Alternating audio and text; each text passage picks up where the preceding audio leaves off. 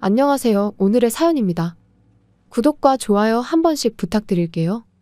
바로 사연 시작하겠습니다. 제 이름은 하유진이고 올해 30살이에요. 경기도에 살고 있고 동갑인 남편과 딸 할인이랑 셋이서 살고 있어요. 우리 집은 제가 일을 하고 남편은 전업주부예요. 왜냐하면 남편은 대장난치병을 앓고 있어서 일을 할 수 없는 상태거든요. 입원하기도 하고 남편의 병세는 좋아졌다 나빠졌다를 반복하고 있어요. 남편의 병이 확실하게 드러난 건 딸이 태어나기 얼마 전이었어요. 그 전부터 과민성 대장증후군으로 컨디션이 불규칙한 생활을 하고 있었어요. 그런데 점점 더 상태가 나빠지더니 결국 진단받은 병은 대장난치병인 거였죠. 남편은 제게 미안하다며 이제 곧 아이가 태어날 텐데 아빠인 자기가 이런 상태라 죄스럽다고 몇 번이고 제게 사과를 했어요. 저는 사과하지 않아도 된다고 하고 앞으로 태어날 딸과 셋이서 행복하게 살고 싶다고 했어요.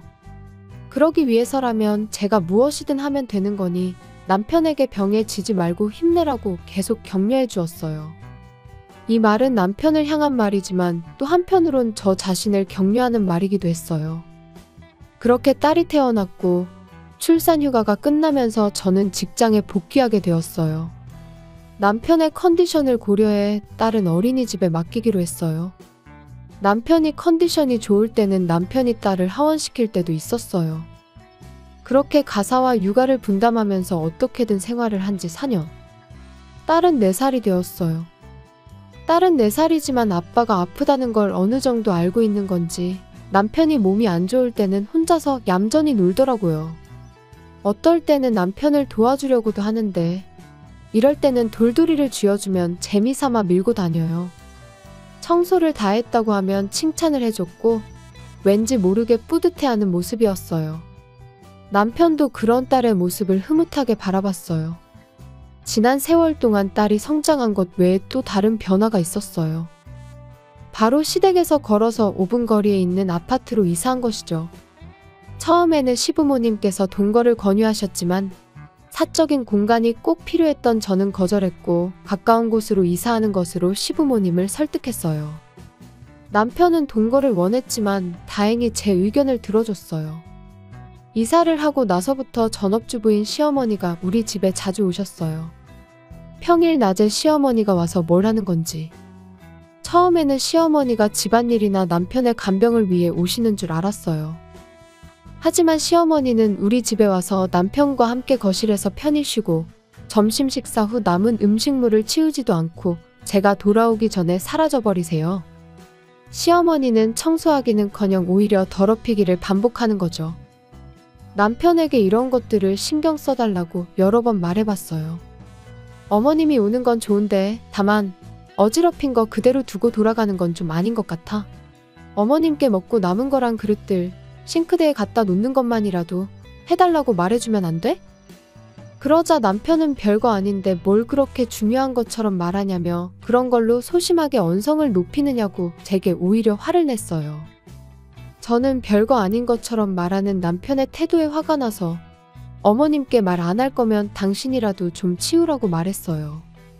그랬더니 남편은 본인은 몸이 안 좋을 때도 있으니 약속해 줄 수 없다며 비겁하게 건강을 빌미로 말을 얼버무렸어요. 물론 병으로 고생하는 남편의 마음을 잘 알지만 4살짜리 딸도 할 수 있을 법한 것을 왜 몇 배나 나이 많은 어른들이 못하는지 이해가 도통되지 않았어요. 쓰레기는 쓰레기통에 이 정도는 누구나 할 수 있는 거잖아요. 그리고 시어머니의 만행은 이뿐만이 아니에요. 저녁으로 먹으려고 만들어 놓은 음식을 먹어버리는 거예요. 저녁이면 저는 시간이 별로 없어요. 퇴근하고 돌아오면 배고픈 우리 딸이 기다리고 있거든요. 빨리 요리를 완성하기 위해선 미리 만들어 놓거나 미리 준비해 놓는 것은 정말 필수예요. 그래서 미리 만들어 놓은 음식을 시어머니는 아무 거리낌 없이 먹어 치우는 거예요. 함께 점심을 먹는 남편은 시어머니가 먹는 음식이 딸을 위해 미리 만들어 놓은 음식이라는 걸 분명 알 거예요. 그런데도 아무런 신경도 쓰지 않고 그냥 먹게 놔두는 거죠. 이쯤 되면 저도 짜증이 납니다. 그래서 이번에는 시어머니에게 직접 항의하러 갔어요. 어머님, 우리 집 냉장고에 있는 것들 마음대로 먹지 마세요. 그것들 할인이를 위해 만들어 놓은 거예요. 집에서 점심을 먹는 건 좋지만 먹을 음식은 가져와서 드시면 안 돼요. 화가 나서 시어머니에게 말했더니 시어머니는 무뚝뚝하게 얼마나 대단한 음식이길래 그렇게 화를 내냐며 그 정도 반찬쯤이야 금방 만들 텐데 화를 낼 만큼 오래 걸리냐고 되물었어요. 저는 시어머니의 말투에 짜증이 났어요. 일단 마음을 가라앉히고 제 입장에서는 직장인이기에 시어머니와는 시간 쓰는 방식이 다르니 이해 좀 해달라고 부탁드렸어요. 그랬더니 시어머니가 전업주부로 지낸다고 지금 무시하는 거냐며 일한다고 유세 떠는 거냐며 나무라시는데 너무 황당했어요. 이렇게 계속 서로가 자기 주장만 내세운다면 답이 나오지 않을 것 같았어요. 그때 마침 시아버지가 들어오셨는데 무슨 일이냐고 물으셨어요. 시어머니가 바로 입을 여셨는데 자기에게 유리하게만 이야기하시는 거예요. 시아버지는 그냥 가만히 듣기만 하셨어요. 시어머니의 이야기가 끝나자 제 이야기도 들어보겠다고 하셨어요. 양측의 주장을 듣고 시아버지가 내린 판단은 어머님이 저를 괴롭히는 것 같다는 거였어요. 그래서 당분간은 우리 집에 가지 말라며 시어머니께 호통치셨어요. 다행히 저희 완전한 승리로 끝났어요. 정말 시아버지께 너무 고마웠어요. 하지만 시어머니는 이대로 물러설 수 없었을 거예요. 남편을 끌어들여 저를 향한 복수를 생각하는 것 같았어요. 그리고 정말 시어머니는 우리 집에 오지 않으셨어요. 남편이 요즘 엄마가 오지 않는데 무슨 일인지 아냐고 묻기도 했는데 저는 시치미 떼고 아무것도 모른다고 했어요. 남편에게 괜히 다 말해서 시어머니에게 동정이라도 받으면 또 곤란한 일이 생길 것 같아 그냥 조용히 넘어가고 싶었거든요. 그로부터 3개월이 지났을 때였어요. 솔직히 한 달쯤 지나면 또 우리 집에 오지 않을까 라고 생각했었던 터라 앞으로 무슨 일이 생길까봐 걱정이 될 정도였어요. 그러던 어느 날 일이 너무 바쁜데다 그날따라 몸이 좀 안 좋았어요. 다음날 업무에 지장을 주면 안 되겠다 싶어 정시에 퇴근하고 집에 가려고 할 때 시어머니에게 전화가 왔어요. 저녁에 다 같이 모여서 저녁을 먹자며 준비는 알아서 해놓을 테니 참석하라고 하셨어요. 뭔가 안 좋은 일이 일어날 것 같은 느낌이 들어 저는 크게 한숨을 내쉬었어요. 시댁에 도착하니 시어머니와 남편 그리고 딸이 기다리고 있었어요. 그리고 남편이 갑자기 이런 말을 꺼내는 거예요. 계속 생각했는데 내 몸 상태가 좀처럼 안정되지 않는 것 같지 않아?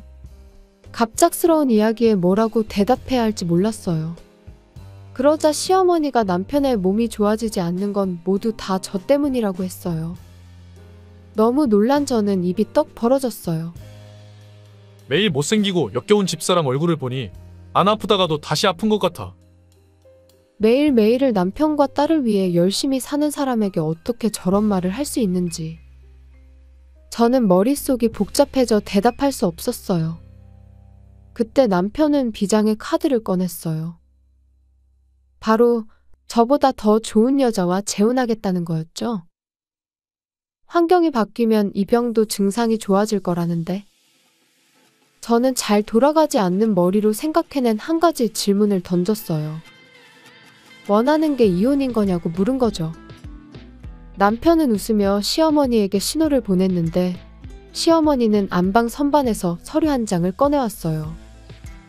그건 바로 이혼 신고서였고 이미 남편은 서명을 마친 상태였어요. 서명하기 전에 저는 꼭 들어야 할 말이 있었어요. 좋은 여자랑 재혼하겠다고. 재혼 상대는 있어? 그런 건 차츰 생각해 볼 거야. 지금 다른 여자랑 만나고 있으면 바람 피웠다고 해서 위자료를 줘야 하잖아. 이미 그런 건 다 생각해놨지.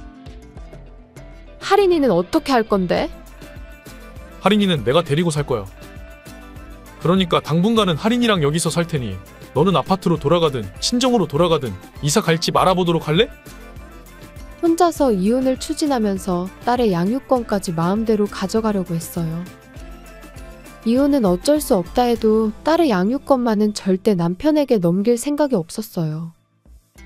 할인이는 내가 데려갈 거야. 아직 벌이도 없는 사람한테 어떻게 맡겨?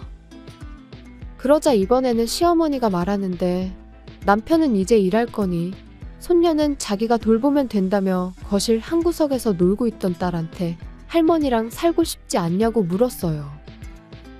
그랬더니 딸은 엄마랑 살고 싶다고 했어요. 그 말에 다급해진 시어머니는 조급한 표정으로 딸을 설득하려 했어요. 하지만 딸은 고집스러운 면이 있어서 아마 생각을 바꾸지 않을 거예요.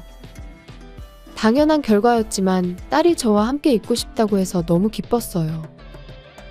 딸이 저와 함께 할 거란 걸 알았기 때문에 저는 이혼 서류에 서명했어요. 저는 딸을 데리고 친정으로 갈 거고 지금 살고 있는 아파트는 부동산에 내놓을 거니까 빨리 짐 빼가라고 했어요. 일주일의 시간을 주겠다고 말하고 딸을 데리고 집을 나섰어요. 뒤에서 딸을 부르는 남편과 시어머니의 목소리가 들렸지만 모두 무시했어요. 다음 날은 토요일이었기 때문에 우리는 필요한 최소한의 짐만 들고 친정으로 향하기로 했어요. 참고로 어제 전 남편은 이 아파트에 돌아오지 않았어요. 친정집까지는 차로 1시간 정도 걸리는 거리예요. 친정집에 가는 길에 딸과 최근 있었던 이야기를 나눴어요. 그러다가 흥미로운 이야기를 들려줬어요. 어느 날 어린이집에서 하원할 때 남편 대신 시어머니가 데리러 왔다고 해요. 시어머니와 함께 아파트에 들어가려는데 현관에서 처음 보는 여자가 나왔다고 해요. 시어머니는 다급한 목소리로 너무 일찍 왔다고 미안하다고 했다는데 전 남편은 괜찮다며 아직 딸이 어리니까 금방 까먹을 거라고 말하며 그 여자를 배웅했다는 거예요. 아직 딸이 어리지만 이야기를 들어보니 이건 분명 바람을 피운 게 확실했어요. 나중에 상대를 찾을 것처럼 하더니 이미 상대가 있네. 저는 화가 치밀어 올랐어요. 이런 거짓말을 아무렇지도 않게 하는 전 남편에게 더 이상 딸을 맡길 수 없어요. 집에 도착한 우리를 부모님이 환하게 맞아주셨어요. 당분간은 여기서 출근을 하려고 했어요. 딸은 어린이집에 갈 수 없으니 당분간 집에 있게 하고 엄마가 돌봐주기로 했어요. 그리고 딸이 말한 내용을 뒷받침하기 위해 저는 흥신소에 조사를 의뢰했어요. 조사를 의뢰하는 동안 변호사도 선임해 양육권 문제도 해결하기로 했어요. 분명 전 남편은 쉽게 포기하지 않을 것 같았거든요. 1개월 후 조사 결과가 나왔는데 설명을 들으니 전 남편은 역시 외도 상대가 있었어요. 외도는 우리가 이혼하기 3개월 전부터 있었던 것 같아요. 전 남편은 몸이 안 좋은 날에는 여자를 집으로 데려오고 몸이 좋은 날에는 대낮부터 당당하게 데이트를 하고 있었던 거죠. 상간녀는 아직 20대 여자였어요. 저는 문득 이런 의문이 떠올랐어요. 이 두 사람은 도대체 어디서 만났을까? 조사 결과를 자세히 읽어보니 데이트 어플로 만난 듯 하더라고요. 이를 바탕으로 변호사가 전 남편에게 위자료 청구 내용 증명을 보냈어요. 그 내용 증명에는 외도에 대한 위자료와 딸의 양육권에 대한 내용이 적혀 있었어요. 며칠 후 내용 증명을 읽은 듯한 전 남편에게서 연락이 왔어요. 위자료며 양육권이며 왜 마음대로냐며 전 남편은 전화기 너머로 소리쳤어요. 저는 사실에 근거해서 위자료를 청구한 것뿐이라고 하고 화장 떡칠한 여자가 그렇게 좋더냐고 비꼬았어요. 솔직히 그 여자는 화장빨이지 그렇게 이쁜 건 아닌 것 같았거든요. 그 사실을 전 남편에게 말했더니 더 화를 냈어요.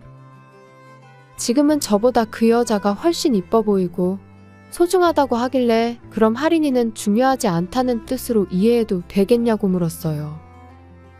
물론 양육비 때문에 양육권을 주장하는 것 같은 느낌을 받았기에 절대로 딸의 양육권은 제가 가질 거라고 어필했고요. 양육비도 당연히 제대로 받을 거라고 했고 재산분할 또한 정확하게 해야 한다고 주장했어요. 근데 남편이 분할할 재산이 없는데 무슨 재산분할이냐며 비웃었어요. 병원 다니느라 돈 다 쓰고 없는데 가져갈 게 있으면 가져가 바라길래 남편이 몰래 숨겨뒀던 통장 이야기를 했어요. 우연히 보게 된 통장이었는데 그 통장에는 약 3천만 원 정도가 들어있었거든요. 그래서 그 돈이라도 재산분할 하겠다고 하니 남편은 결혼하기 전에 모아놨던 돈이니 재산분할 대상이 아니라고 큰소리치는데 정말 어처구니가 없었어요. 그런 돈이 있으면서 경제적으로 힘들 때 언제나 저한테만 의지하던 게 생각나 정말 전 남편은 제정신이 아니구나 하는 생각이 들어 소름 돋았어요. 정말 돈에 환장한 인간이란 걸 이제야 알게 된 거죠. 저는 어쩔 수 없이 위자료나 제대로 준비하라고 말하고 그 상간녀와 잘 먹고 잘 살라고 말한 뒤 전화를 끊고 차단해버렸어요. 과연 잘 먹고 잘 살지? 버림받지는 않으면 다행이겠네요. 저는 앞으로 변호사에게 모든 걸 맡길 생각으로 메시지도 차단했어요. 그 뒤에 변호사의 이야기를 들어보니 이혼의 주범은 아무래도 시어머니였던 것 같아요. 시아버지에게 혼이 난 걸 빌미로 전 남편까지 끌어들여 저를 궁지에 몰아넣으려 했던 거였죠. 이 사실을 즉시 시아버지에게 말씀드렸어요. 그랬더니 시아버지는 시어머니와의 관계를 다시 생각해보겠다고 하시더라고요. 전 남편은 결국 위자료를 주기 위해 빚을 냈다고 하더라고요. 상대 여자는 도둑이 제발 저리듯이 사라져버렸고 저는 그 여자에게도 위자료 청구를 했어요. 반면 저는 딸과 함께 잘 살고 있는 중이에요. 새로 이사한 집은 회사나 친정집에서 좋은 곳에 위치해서 부모님이 놀러 오시기도 쉬운 곳이에요. 전 남편에게 딸은 되도록 보여주지 않고 있어요. 양육비도 제대로 못 주는 남자가 무슨 염치로 딸을 볼 자격이 있을까요? 앞으로는 딸의 행복만 생각하면서 열심히 살아보렵니다. 시청해주셔서 감사합니다. 그럼 다음 영상에서 다시 뵙겠습니다. 안녕하세요. 오늘의 사연입니다. 구독과 좋아요 한 번씩 부탁드릴게요. 바로 사연 시작하겠습니다. 저는 경기도에 살고 있는 박보혜이고 올해 나이는 33살입니다. 동갑내기 남편과 둘이서 살고 있어요. 저희는 시아버지 회사에서 일하고 있어요. 남편은 차기 사장이 될 예정이지만 지금은 각 부서의 업무 내용과 직원들의 마음을 헤아릴 줄 아는 사장이 되기 위해 각 부서에서 경험을 쌓고 있죠. 우리 부부의 만남도 남편이 제가 근무하는 영업부로 발령이 났을 때였어요. 저는 남편과 동갑내기라 남편에게 일을 가르쳐주게 되었어요. 솔직히 차기 사장님인 아저씨가 그냥 적당히 일하는 거 구경하러 온 줄 알았어요. 하지만 남편은 잘 가르쳐 달라며 영업 외근에도 적극적인 태도로 임했어요. 그런 모습에 반한 여직원들이 많았고 어느새 남편은 영업부에서도 인기 있는 존재가 되어 있었어요. 차기 사장으로 내정되어 있고 성격도 좋고 일 잘하는 사람이라면 당연한 순리겠지요. 저는 그런 거에 별로 관심이 없어서 한동안은 일만 하려고 생각했어요. 그런데 남편이 저에게 고백을 하길래 저는 다른 사람한테 고백하는 걸 저한테 연습하는 거냐고 되물었어요. 장난으로 한 말은 아니었고 진지하게 그런 줄 알고 그냥 그렇게 대답하고 말았어요. 남편은 제 대답의 연습이 아니라 정식으로 만나보고 싶다고 말하는데 이때서야 저는 정말로 진심이란 걸 알게 된 거죠. 그래서 저는 아직은 일하느라 연애 생각은 없다고 했고 저 말고도 이쁜 애는 얼마든지 있으니 잘 둘러보라고 얘기했는데 남편은 포기할 생각이 없는 건지 연애할 생각이 들 수 있도록 옆에서 일을 열심히 도와주겠다고 하더라고요. 그 열의에 이끌려 결국 한 달 후에 연애를 시작하게 되었어요. 대신 연애의 조건을 걸었는데 일이 바쁠 때는 일을 우선시해도 괜찮다는 거였죠. 남편은 그 조건도 받아들였고 그렇게 교제가 시작됐어요. 그 후 1년의 교제 끝에 결혼 이야기도 나누게 된 거죠. 우리 결혼에 대해 제 부모님은 두 손 들고 환영해 주셨어요. 하지만 문제는 남편의 부모님이었어요. 남편은 차기 사장님이라고 했잖아요. 어쩌면 크게 반대할지도 모르죠. 그런 불안한 마음을 가지고 시댁에 인사드리러 갔어요. 그랬더니 시부모님은 예상외로 매우 친절하게 맞아주셨어요. 특히 시아버지는 회사에서 제 평판이 어떤지 알아보신 건지 나이에 맞지 않게 책임감이 강하고 믿음직스러운 사람이라며 저를 매우 좋게 봐주셨어요. 시어머니는 시아버지가 좋게 봐주셨다니 반대하지 않겠다며 앞으로 잘 부탁하신다고 했고요. 그렇게 해서 순조롭게 결혼을 할 수 있었어요. 그리고 지금 결혼한 지 벌써 2년이 지났네요.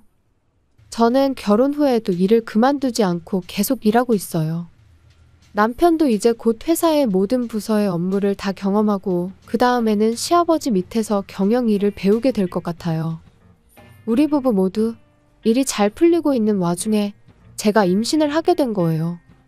남편은 이제 곧 아빠가 된다며 엄청 기뻐했어요. 남편의 기쁜 마음이 어느 정도 차분해졌을 때 앞으로에 대해서 이야기를 나눴어요. 저는 출산 후에도 일을 계속하고 싶었거든요. 남편은 제 의견을 존중해준다고 했어요. 그리고 시부모님께 우리 임신 사실을 어떻게 말씀드릴 건가 고민했어요. 사실 결혼 인사하러 갔을 때만 해도 저와의 결혼을 인정해주셨던 시어머니지만 지금은 자기 아들을 빼앗겼다고 생각하시는지 저에게 적대감을 갖고 계세요. 무서운 건 폭언뿐만 아니라 폭력도 있다는 거예요. 제가 혼자 시댁에서 식사 준비를 하고 있으면 뒤에서 다가와서 제 다리를 발로 차기도 하고 이제 60대에 접어든 시어머니는 의외로 힘이 세서 발로 차서 맞으면 며칠 동안 멍이 들기도 해요.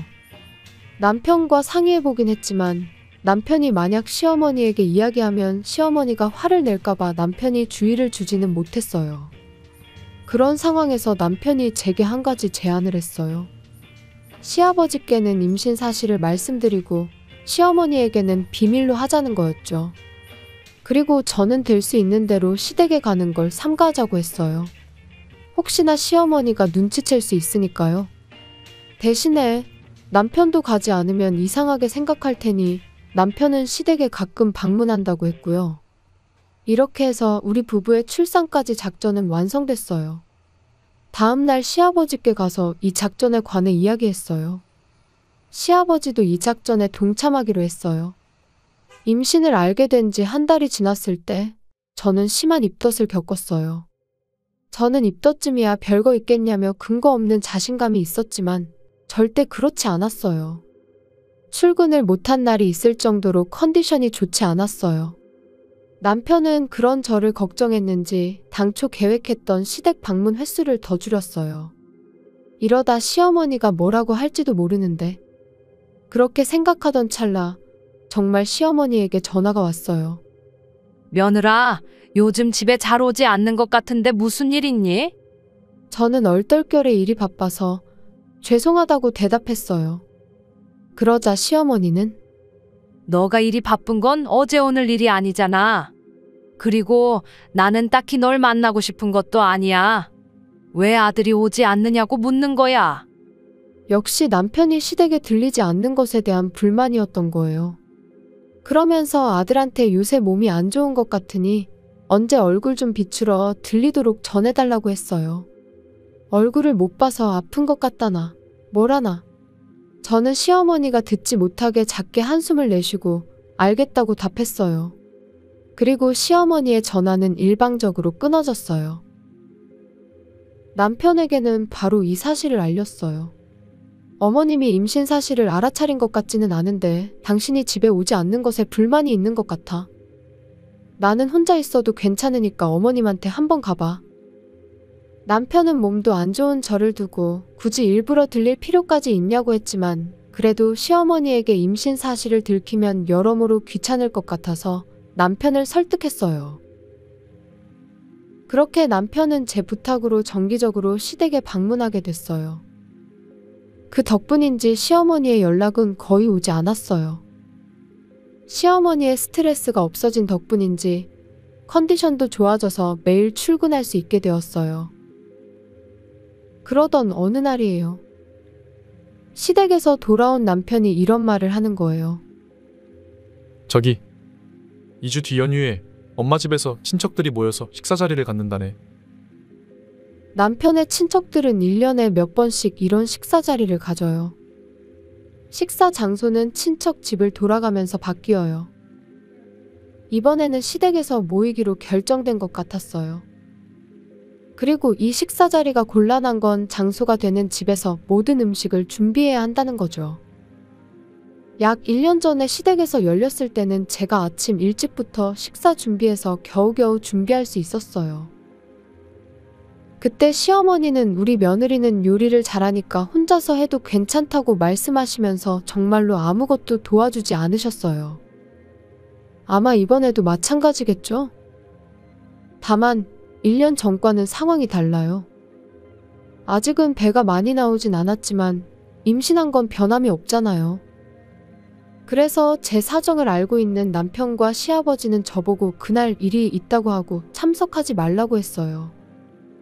근데 저는 아무리 그래도 그렇게는 못하겠고 참석하기는 해야 할 것 같은 생각이 들었어요. 어머님이 의심하지 않도록 조심할게.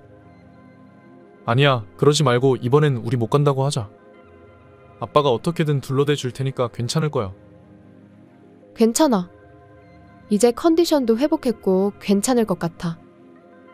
혹시 엄마가 눈치채면 뭐라고 할 수도 있을 텐데 정말 괜찮겠어? 응, 괜찮아. 그건 내가 알아서 할게. 이렇게 해서 저는 친척들이 모이는 식사 모임에 참여하게 되었어요. 친척들이 모이는 당일에 저는 아침 일찍부터 시댁에 가서 차근차근 준비하고 있었어요. 예상대로 시어머니는 아무것도 도와주지 않고 거실에서 친척들이 모이기를 기다리고 있었어요. 점심 무렵이 되자 친척들이 하나둘씩 모였어요. 아직 남편과 시아버지는 오지 않았는데 먼저 식사가 시작됐어요. 제가 준비한 음식들이 제법 식탁에 올려졌어요. 다들 맛있다고 칭찬하는 걸 시어머니는 자신의 공으로 돌리려는 듯 자기가 다 가르쳐서 만든 거라며 본인 솜씨인 거나 마찬가지라며 자랑했어요. 친척분들께서 음식 맛있다며 요리하는 방법 배우고 싶을 만하다고 맞장구 쳐주며 칭찬해주니 칭찬에 시어머니는 흐뭇해했어요. 만든 음식을 다 내놓고 나서도 제 일은 끝나지 않아요. 음료수가 떨어지면 바로 준비를 해줘야 하고 앉아있을 틈도 없이 계속 일하다 보니 2시 정도 지났을 때였어요. 남편이 올 시간이 되었죠. 제 피로도도 최고조에 달해 주방에 있던 의자에 앉아 잠깐이라도 휴식을 취하려고 했어요. 그런데 다음 순간 시어머니가 제 쪽으로 다가와 다리를 들어 올리는가 싶더니 그 발이 제 배로 바로 날아왔어요. 지금 뭐해? 너가 날 시집살이 시키려고 앉아있는 거야? 며느리는 서 있는 게 상식이야. 시어머니의 힘찬 발길질에 의자에서 넘어졌어요.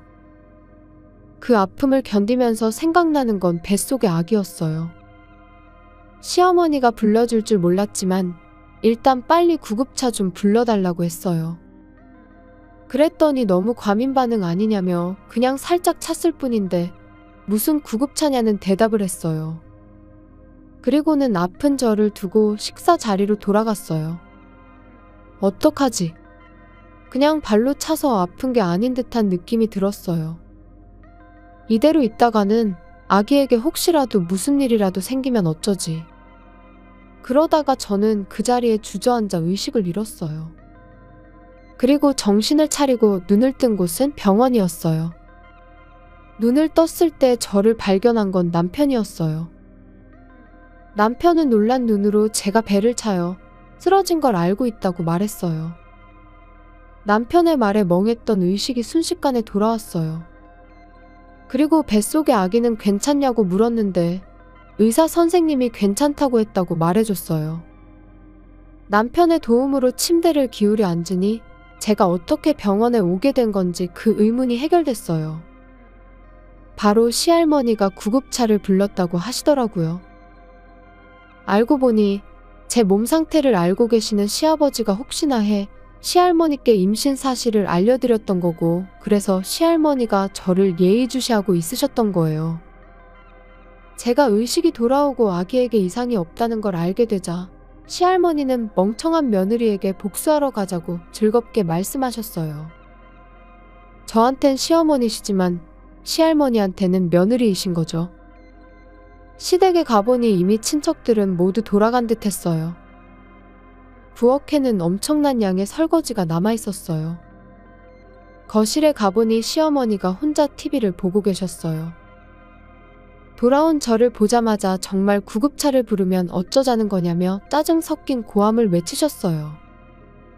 그러자 제 뒤에 있던 시할머니가 멍청한 너가 배를 걷어차서 이런 일이 생긴 거 아니냐며 호되게 혼내시는데 시할머니의 모습을 본 시어머니의 태도가 달라지셨어요. 어머님 계셨어요? 다들 돌아가셔서 가신 줄 알았는데. 시할머니는 뱃속에 아기가 다쳤으면 어쩔 뻔했냐며 왜 그렇게 무식한 행동하냐고 뭐라 하니 시어머니는 놀란 표정을 지었어요. 아기라뇨? 그게 무슨 소리예요? 너희 임신했어? 왜 그런 중요한 걸 말 안 해주는 거야? 어머님에게 말했다가 아기에게 무슨 일이라도 생기면 생각만 해도 무서워요. 결국 말하지 않아도 어머님은 저와 아기에게 해를 끼친 거잖아요. 절대 용서할 수 없어요. 뭐야 그 말투? 내가 평소에도 주먹을 휘두르는 것처럼 말하네? 저는 그럴 줄 알고 병원에서 진단서 떼었다고 말하고 진단서를 보여줬어요. 그랬더니 시어머니가 벌벌 떨기 시작하더라고요. 그리고 이 진단서를 가지고 경찰에 신고하겠다고 했어요. 시할머니도 옆에서 거들며 변호사를 선임해 마땅히 소송도 하겠다고 했어요. 비록 나이는 많으시지만 이 정도의 판단을 할 수 있는 시할머니세요. 사실 시할머니는 지금 시아버지가 사장으로 있는 회사의 전 사장이에요. 남편이 일찍 세상을 떠난 시할머니는 전업주부에서 사장을 맡아 회사를 여기까지 키워낸 것이죠. 어머님 잠깐만요.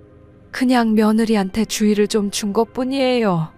제 말을 잘 듣지 않으니 어쩔 수 없는 거 아니겠어요? 시할머니는 너나 잘하라며 내가 언제 너한테 폭력 쓴 적 있냐며 따끔하게 충고하니 시어머니는 더 이상 입을 다물 수밖에 없었어요. 그 후에 우리는 모든 증거를 가지고 경찰에 신고했어요. 곧 경찰도 움직였고 시어머니는 조사받았고요. 저로서는 합의 없이 시어머니에게 죗값을 치르게 해주고 싶었어요. 그리고 시할머니를 통해서 소송도 하기로 했네요. 마지막으로 시어머니를 궁지에 몰아넣을 때 아무 말도 하지 않았던 시아버지는 시어머니에게 이혼을 요구했어요. 시할머니에게 하는 말 보니 정 떨어진다며 더 이상 결혼 생활을 할 수 없다는 거죠. 이제 시어머니의 남은 인생은 많이 고달플 거예요. 한편 우리는 몇 달 후 무사히 귀여운 아기를 출산했어요. 시할머니도 병문안을 오셔서 아기도 보고 가셨어요. 앞으로 육아를 하며 힘든 날들이 계속될 것 같지만 남편과 함께 긍정적으로 생각하며 즐겁게 살아가고 싶네요. 시청해주셔서 감사합니다. 그럼 다음 영상에서 다시 뵙겠습니다. 안녕하세요. 오늘의 사연입니다. 구독과 좋아요 한 번씩 부탁드릴게요. 바로 사연 시작하겠습니다. 제 이름은 유미경이고 2살 연상의 남편과 중학생인 딸이 있어요. 남편은 차로, 저는 버스와 지하철을 이용해 출퇴근하고 있어요. 오랫동안 같은 버스를 타다 보니 아는 사람도 있고 버스를 기다리는 시간에는 가벼운 잡담을 나누기도 해요. 아침부터 기분 좋게 만나는 사람과 인사를 주고받으면 만원 버스나 지하철을 타기 전에 기분 전환이 되기도 하죠. 남편은 자가용으로 출퇴근하지만 사실 저처럼 버스와 지하철로 출퇴근할 수도 있어요. 근데 그렇게 하지 않는 건 시어머니 때문이에요. 시댁은 우리 집에서 차로 15분 정도에 가까운 거리에 있어요. 시어머니는 외아들인 남편을 지금도 애지중지하세요. 남편 자신도 마마보이고요. 저와의 결혼도 시어머니의 입김이 작용해 갈등을 겪었었죠. 제 외모가 못생겼다느니 결혼하고 나면 일 그만두고 집에서 살림만 하라느니 등등 결혼 전부터 시집살이 같은 일이 시작된 거예요. 그런데도 결혼을 할 수 있었던 이유는 제 수입이 좋았기 때문이에요. 사실 저와 남편의 수입은 제가 훨씬 더 많았어요. 남편은 그 사실을 시어머니 귀에 몰래 흘려보냈고 또 우리 집이 제법 부유한 집이란 것도 귀에 흘려보냈어요. 남편 다음으로 돈을 좋아하는 시어머니는 이 말을 듣고 마지못해 결혼을 허락했다고 하네요. 남편이 아무리 엄마를 좋아하고 시어머니가 아무리 남편을 사랑한다고 해도 결혼하고 아이가 태어나면 둘 다 변할 거라고 생각했어요. 하지만 두 사람의 태도는 변하지 않았어요. 결혼 후에도 남편은 명절이면 어김없이 시댁에 가서 시어머니한테 어리광을 부리는 거예요. 처음엔 함께 시댁에 갔던 저도 남편과 시어머니 둘만의 분위기를 견디지 못해 곧 함께 가지 않게 되었어요. 그러던 중 제 임신 사실을 알게 되었어요. 그래도 남편의 시댁행은 변함이 없었고 입덧으로 몸이 좋지 않은 저를 두고 혼자 시어머니에게 애교를 부리러 갔어요. 시어머니는 여자가 아닌 줄 알았어요. 같은 여성으로서 임신으로 힘들어하는 걸 알 텐데도 불구하고 저를 신경 쓰지 않고 남편과 즐겁게 지내는 거 아니겠어요. 아이가 태어나도 두 사람의 태도는 변하지 않을 거라고 생각했어요. 저 스스로 마음 단단히 먹어야겠다고 생각했고 힘든 시기를 지나 딸이 태어났어요. 시어머니와 남편은 정말 실망한 표정으로 태어나기 전까지는 믿지 않았는데 역시 딸이구나. 며느라, 다음에는 꼭 아들을 낳도록 해. 그렇게 말하고 바로 병원을 떠났어요. 그 후 일을 마친 시아버지가 뒤늦게 찾아왔어요. 시아버지만 저보고 출산 축하한다며 절 닮은 이쁜 딸이라고 유일하게 출산을 진심으로 기뻐해 주셨어요. 문득 저는 눈물을 흘리고 있었어요.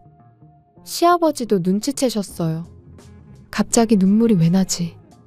최대한 밝게 말하려고 했는데 한번 터진 눈물은 멈추지 않았어요. 시아버지가 건네준 손수건으로 눈물을 닦는데 시아버지가 무슨 일이 있어도 저와 손녀 편이라며 언제든 고민 상담해주겠다고 하셔서 또다시 눈물이 쏟아졌어요. 결국 남편과 시어머니는 딸이 태어난 후에도 태도를 바꾸지 않았고 저는 혼자서 육아를 하며 일과 집안일로 바쁜 나날을 보냈어요. 남편에게 수입으로 밀릴 수 없었기 때문에 저는 열심히 노력했어요. 딸이 초등학교에 입학할 무렵부터 딸은 남편과 시어머니의 관계가 이상하다는 걸 알아차렸어요. 그래서 그 두 사람을 그리워하는 일은 전혀 없었어요. 대신 저를 잘 도와주고 잘 챙겨주는 딸아이로 변해가고 있었어요. 게다가 시아버지는 딸이 태어났을 때 말했던 것처럼 우리 편이 돼주셨어요. 다소 삐걱거리는 가족관계였지만 나름대로 잘 견디며 하루하루를 보내고 있었는데 어느 날 갑자기 이 관계가 깨지게 된 거예요. 그 시작은 친정엄마가 죽으면서 시작되었어요. 아버지는 몇 년 전에 병으로 돌아가셨고 어머니는 최근 1년 정도 몸이 좋지 않아 입원과 퇴원을 반복하는 중이셨어요. 중학생이 된 딸과 함께 여러 번 어머니를 병문안하고 간병하러 다녔는데 그 보람도 없이 어머니는 끝내 회복하지 못하고 돌아가셨어요. 형제가 없는 저는 이모의 도움을 받아 장례식을 치를 수 있었어요. 왜냐하면 남편이 장모님 장례식을 왜 자기가 준비해야 하냐고 말도 안 되는 말을 했었거든요. 그 말을 우연히 딸이 들었는데 아빠, 외할머니가 돌아가셔서 엄마가 가장 슬프고 정신없는데 왜 엄마한테 다 준비하라고 하세요? 슬퍼할 시간도 주지 않고 엄마한테 너무한 거 아니에요? 괜찮아 딸. 나는 아빠에게 기대하는 게 없어. 남편은 콧방귀만 뀌고 어디론가 나가버렸어요.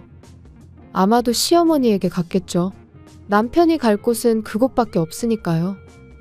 이모와 딸 그리고 시아버지의 도움으로 어머니의 장례식을 무사히 마칠 수 있었어요.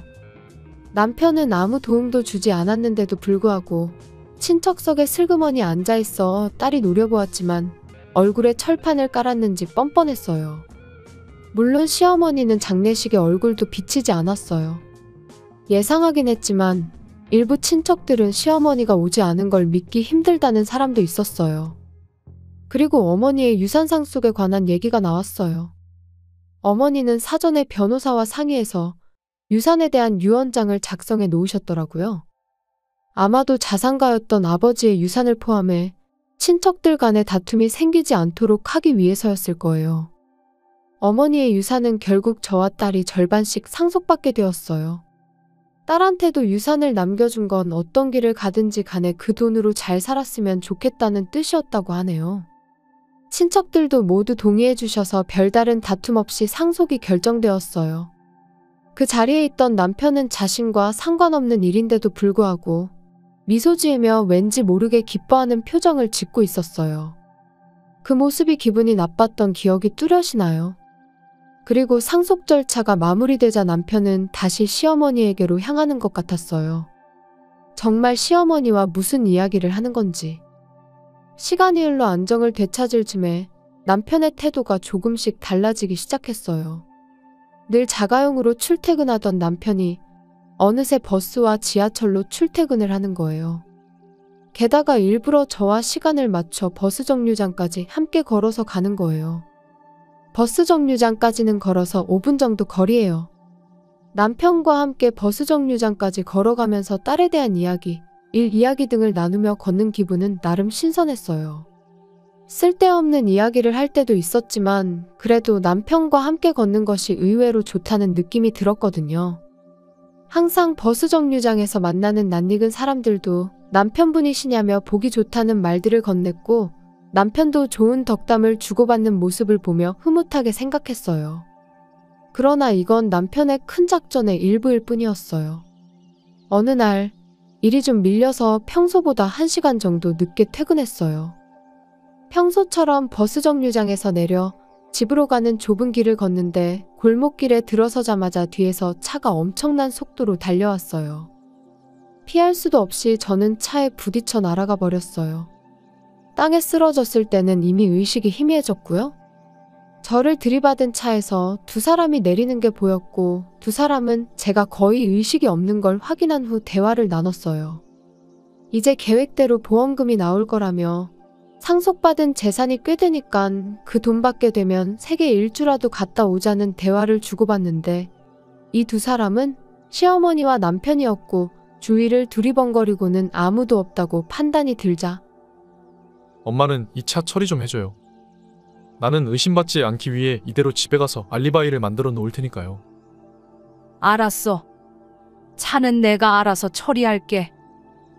두 사람은 서로 다른 방향으로 가버렸어요.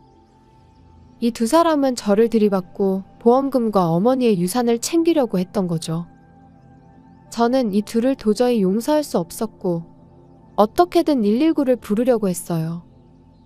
그러나 치밀한 남편 때문에 제 폰은 남편이 가져온 망치에 망가져버린 상태였어요. 어떻게 하면 저들에게 복수할 수 있을까? 온몸의 통증으로 의식이 점점 흐려져 갈 때 뒤에서 들리는 듯한 목소리가 들렸어요.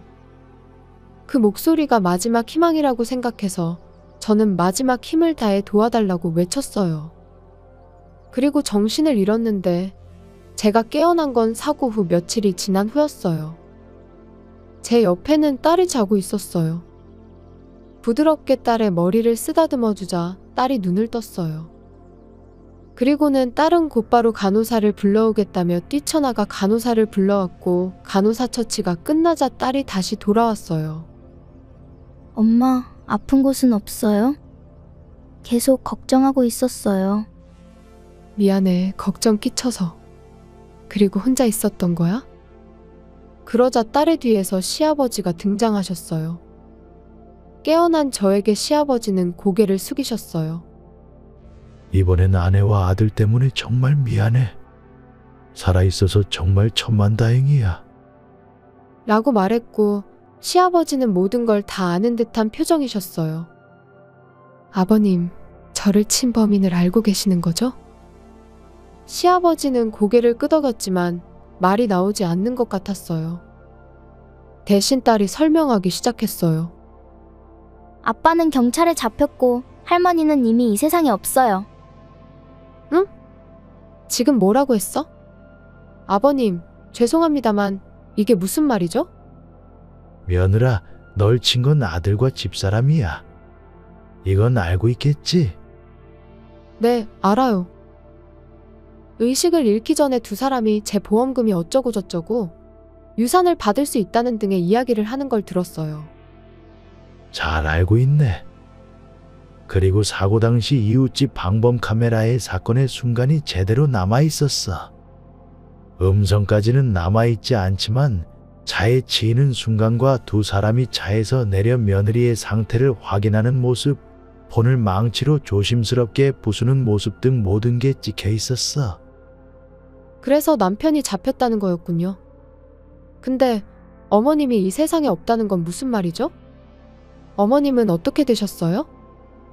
사고 난 뒤 차를 끌고 신호위반하고 과속하다가 교차로에 진입하던 트럭과 충돌했어.